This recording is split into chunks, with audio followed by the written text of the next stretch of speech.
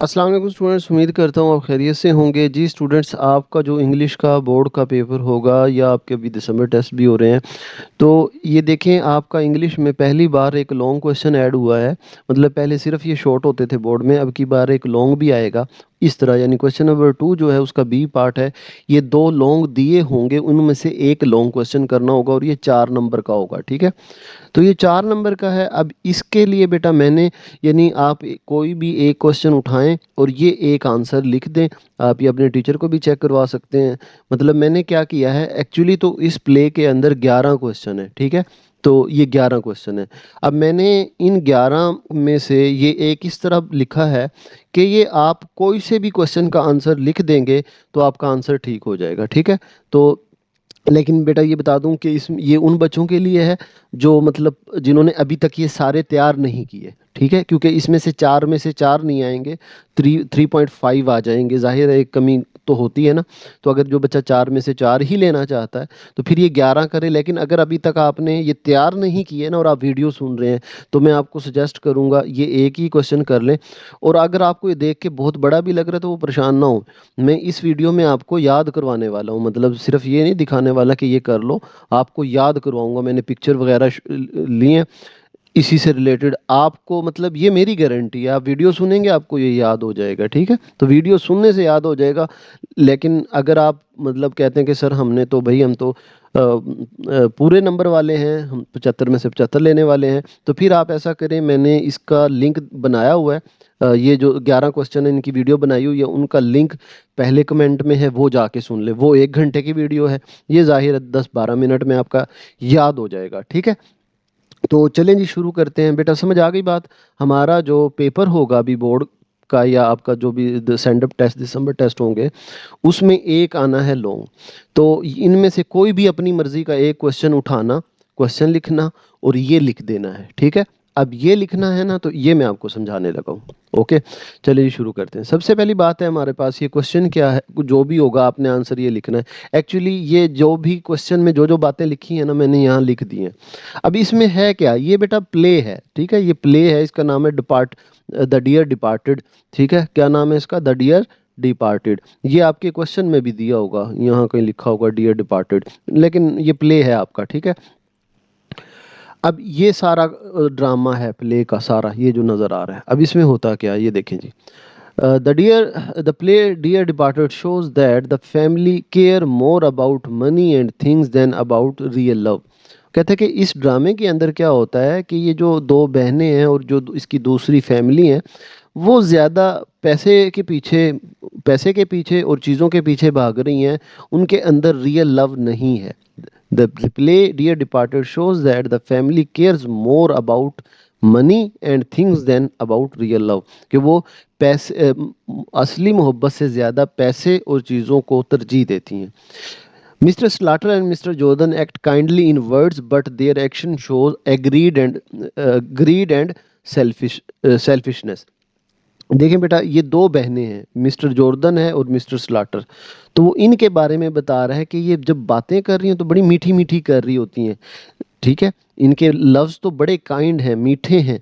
लेकिन ये जब इनके अंदर ग्रीड भरी हुई है, लालच भरा हुआ है, और सेल्फिशनेस है, ये सेल्फिश है, ठीक है। जिन्हें अपनी ही पड़ी है, चीज़ों के पीछे भाग रही हैं। तो mister Slater and mister Jordan, missus sorry mister नहीं, missus Slater and missus Jordan, ये दोनों बहनें एक्ट काइंडली इन वर्ड, लफ्ज तो बहुत अच्छे बोल रही हैं, बातें बहुत अच्छी कर रही हैं प्यार से उससे, बट देयर एक्शन, लेकिन वो जो कर रही हैं, खींच रही हैं सामान, ये मेरा ये मेरा ये मेरा। तो इससे मतलब लफ्ज़ों के पीछे तो बहुत मीठे मीठे हैं, लेकिन जो ये कर रही हैं उनसे साफ झलक रहा है कि ये लालची हैं, सेल्फिश हैं, ठीक है। दे फाइट ओवर फर्नीचर। हम अभी पिक्चर में देख भी रहे हैं, वो फर्नीचर के लिए लड़ रही हैं। जो इंश्योरेंस की मनी है उनके बाप की, उसके लिए लड़ रही हैं, और दूसरी चीज़ों के बारे में लड़ रही हैं। दे fight over furniture, insurance money and other belonging which create all the problem in the story. जिसकी वजह से ये एक पूरा ड्रामा बना हुआ है, ये एक प्रॉब्लम क्रिएट होती है, इसी पे ड्रामा बना है, ठीक है। तो they fight over furniture, insurance money and other belonging which create all the problem in the story. The small living room, the clock, and their behavior. All show how narrow and weak their family ties are. कहता है कि ये जो छोटा सा कमरा है उसमें छोटी छोटी चीज़ें हैं, छोटे से कमरे के अंदर ये एक उसने क्लॉक का भी जिक्र किया है, ये रखा हुआ है। ये सारी चीज़ें बता रही हैं, ये जो एक सामान के पीछे भाग रहे हैं। वो कहता है जैसे इसका कमरा छोटा है ना, स्मॉल लिविंग रूम है, और उसके अंदर क्लॉक रखा वक्त को बता रहा है, और उनका जो बिहेवियर है वो ये शो करता है कि जिस तरह ये कमरा नैरो है, छोटा है, इनकी फैमिली भी इसी तरह कमज़ोर है, कमज़ोर में बंधी हुई है, इनमें मोहब्बत नहीं है। ठीक है, ये मतलब है इसका। फिर हॉटन जो इस प्ले का राइटर है, हॉटन कौन है, इस प्ले का राइटर है, वो use simple humour and irony, वो तंज और मज़ाह यूज करते हैं। ह्यूमर एंड आयरनी का मतलब वो तंज और मज़ाह यूज करता है to show their false feeling and hypocrisy. Feelings, एहसासात, और हिपोक्रेसी कहते हैं उसको, हिपोक्रेसी कहते हैं मुनाफकत को। तो वो मुनाफकत को ये शो करने के लिए कि ये कितने हिपोक्रेट लोग हैं, मुनाफिक लोग हैं, बोल बड़ा अच्छा रहे हैं लेकिन लालची लोग हैं। तो ये शो करने के लिए किस चीज़ को यूज़ करता है, humour and irony. Humour and irony, humour तंजो मजाक को। कहता है कि ओनली विक्टोरिया जो छोटी बच्ची है इज ऑनेस्ट एंड इनोसेंट। इसके अंदर जो छोटी बच्ची है ना, ये वाली, ये वो कहते हैं इन पूरी फैमिली में सिर्फ ये एक छोटी बच्ची है जो, इसका नाम विक्टोरिया है, ऑनेस्ट है और इनोसेंट है, which highlight the difference between the truth and lies. उसे सब चीज़ें नज़र आ रही हैं कि क्या सही हो रहा है और क्या गलत हो रहा है।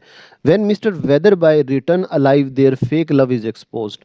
अच्छा, जो इनका बाप होता है मिस्टर वेदर बाई, जो मरने की एक्टिंग कर रहा होता है, जिसको वो मरते हुए देख के सामान के पीछे भागते हैं, तो जब वो जिंदा होता है ना, तो जब वो देखता है कि सामान के पीछे कैसे लड़ रही हैं, तो वो आके ये देखता है कि अच्छा, वो तो इनका जो फेक लव होता है बाप के लिए वो एक्सपोज हो जाता है।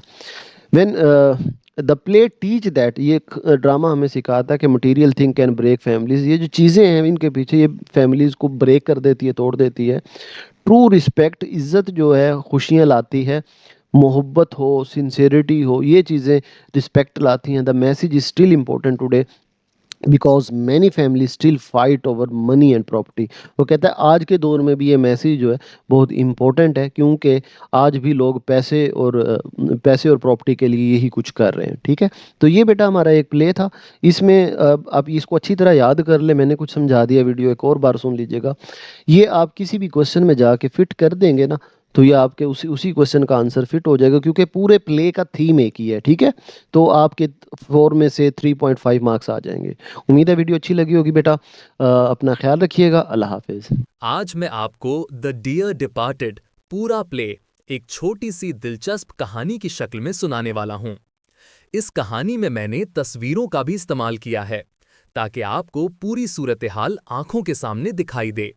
जब आप ये वीडियो सुनेंगे तो पूरा प्ले आपके जहन में नक्श हो जाएगा और इम्तिहान में कोई भी सवाल आए आपको फौरन सब कुछ याद आ जाएगा। ये कुछ यूं होता है कि दो बहनें जिनके नाम मिसेस स्लेटर और मिसेस जॉर्डन हैं, अपने बाप की मौत पर इकट्ठी होती हैं। वो बज़ाहिर अफसोस के लिए आई हैं, लेकिन दरअसल उनकी नज़र बाप की छोड़ी हुई कीमती चीज़ों पर होती है। मिसेस स्लेटर और मिसेस जॉर्डन के अल्फाज और अमल से साफ पता चलता है कि वो अपने वालिद की असल मोहब्बत नहीं करतीं, बल्कि ज्यादा दिलचस्पी सिर्फ मालो दौलत में है। जैसे ही उन्हें लगता है कि उनका बाप मर गया है, वो फौरन उसकी चीजें बांटने लगती हैं। इससे उनकी खुदगर्जी जाहिर होती है। दोनों बहनें एक दूसरे से ज्यादा नेक और ख्याल रखने वाली बनने की कोशिश करती हैं, लेकिन ये सिर्फ दिखावा है। उनका असल मकसद फर्नीचर और इंश्योरेंस की रकम हासिल करना है। इसी लालच की वजह से वो पूरे ड्रामे में नरमी से बात मगर धोखा से अमल करती रहती हैं। उनका रवैया बताता है कि उनके घर में लालच ने मोहब्बत और इज्जत की जगह ले ली है। मिस्टर मैरीवेदर की चीजों पर झगड़ा इस ड्रामे का असल मसला बन जाता है। दोनों बहनें इस बात पर लड़ती हैं कि फर्नीचर और इंश्योरेंस की रकम पर हक किसका है। इससे उनकी लालच, हसद और अखलाकी कमजोरी जाहिर होती है। वो अपने बाप से ज्यादा पैसों को अहमियत देती हैं। ये झगड़ा दिखाता है कि उनके लिए रिश्ते कम और दौलत ज्यादा अहम हैं। जब पता चलता है कि मिस्टर मैरीवेदर जिंदा हैं, तो उनकी सारी मुनाफिकत सामने आ जाती है। ये ड्रामा इस ख्याल को चैलेंज करता है कि खानदान हमेशा मोहब्बत और इत्तेहाद से जुड़े रहते हैं। यहाँ दिखाया गया है कि जब दौलत और जायदाद का मसला आता है तो रिश्तों में खुदगर्जी और मुकाबला शुरू हो जाता है। स्लेटर और जॉर्डन खानदान का रवैया साबित करता है कि उनके लिए खुद का फायदा अहम है, मोहब्बत नहीं। मुसन्निफ बताना चाहता है कि असल रिश्तेदारी सच्ची मोहब्बत से बनती है, दौलत से नहीं। मेंटल पर रखा घड़ी का टुकड़ा एक अहम अलामत है। ये वक्त, तब्दीली और खानदान के मादी रवैये को जाहिर करता है। स्लेटर खानदान के लिए घड़ी सिर्फ एक चीज है जिस पर कब्जा करना है, जो उनकी लालच दिखाता है। ये घड़ी ये भी दिखाती है कि उनकी जिंदगी में जज्बात की जगह लालच और खुद गर्जी ने ले ली है। गहरी सतह पर घड़ी ये याद दिलाती है कि वक्त सच को जाहिर कर देता है और दौलत कभी मोहब्बत की जगह नहीं ले सकती। विक्टोरिया अपने बड़ों से ज्यादा मासूम, सच्ची और समझदार है।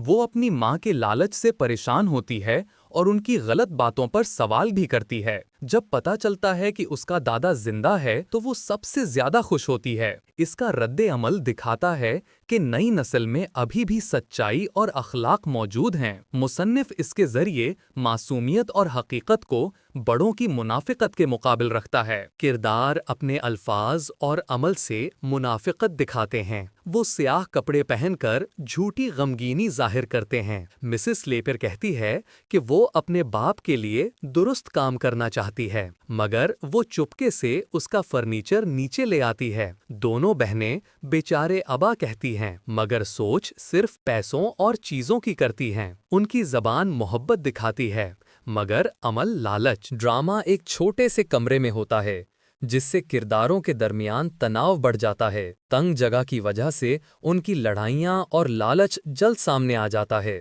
ये महदूद जगह दिखाती है कि उनके रिश्ते भी तंग और खुदगर्ज हैं। उनके दिलों में भी मोहब्बत और समझदारी के लिए कोई जगह नहीं। मुसन्निफ बहुत तरतीब से कहानी आगे बढ़ाता है। शुरू में सबको लगता है कि मिस्टर मैरीवेदर मर गए हैं और इसी वजह से बहनों की लालच सामने आती है। ज्यों-ज्यों वो चीजों पर झगड़ती हैं, उनका असल चेहरा सामने आता जाता है। सबसे ज्यादा तनाव इस वक्त पैदा होता है जब मिस्टर मैरीवेदर अचानक जिंदा वापस आ जाते हैं। इससे उनकी सारी मुनाफिकत बेनकाब हो जाती है। उन्वान द डियर डिपार्टेड का मतलब है कि कोई प्यारा शख्स मर गया है, मगर इस ड्रामे में मामला बरक्स है। जिस शख्स को डियर कहा जा रहा है वो अपनी बेटियों को बिल्कुल प्यारा नहीं, वो उसके मरने से ज्यादा उसकी जायदाद में दिलचस्पी रखती हैं। मजीद आयरनी ये है कि वो शख्स तो मरा भी नहीं होता। मिस्टर एबल मैरीवेदर जिंदा होते हैं। इनका वापस आना